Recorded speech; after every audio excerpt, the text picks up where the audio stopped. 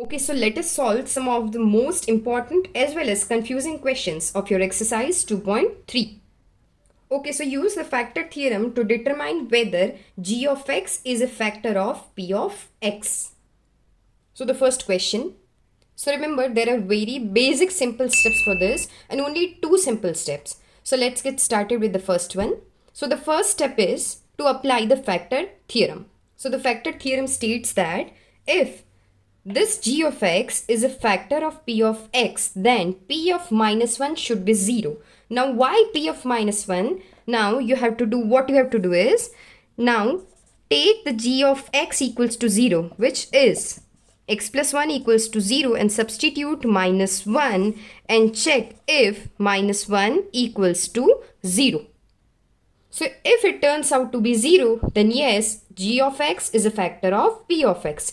And if it turns out to be not equals to 0, then simply it is not a factor. So let us check. So let us check p of minus 1.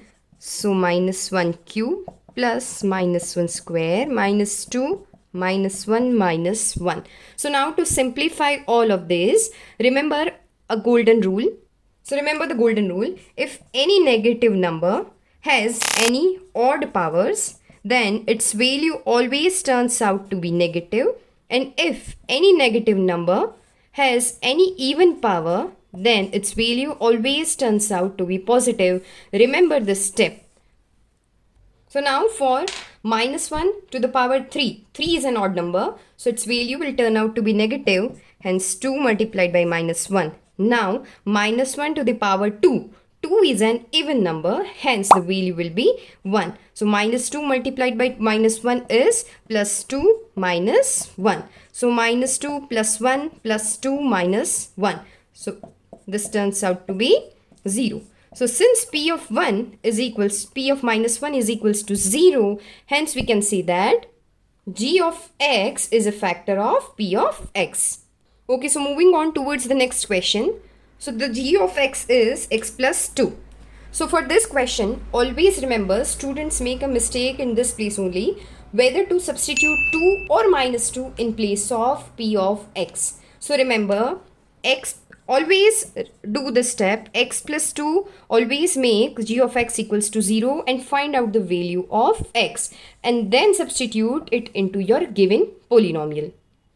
So let us solve p of minus 2. So minus 2 cube plus 3 minus 2 square plus 3 multiplied by minus 2 and plus 1.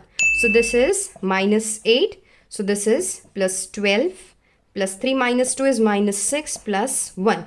And on solving this we have minus 1, which is not equals to 0. Hence, we can see that since p of minus 2 is not equals to 0, that means the given g of x is not a factor of p of x according to the factor theorem. Moving on towards the next question. So the g of x is x minus 3. So what will you substitute in the place of x for p of x? 3 or minus 3? Think. So yes, it's 3. But in case you're still confused, so the first step will be take x minus 3 is equals to 0 and find out the value of x. So now substitute 3 in place of p of x. So what will be p of 3? This will be 3 cube minus 4, 3 square plus 3 plus 6. And on solving this, it will be 27 minus 36 plus 9. So yes, again this is also 0. So your p of 3 is equals to 0. That means g of x is a factor of p of x.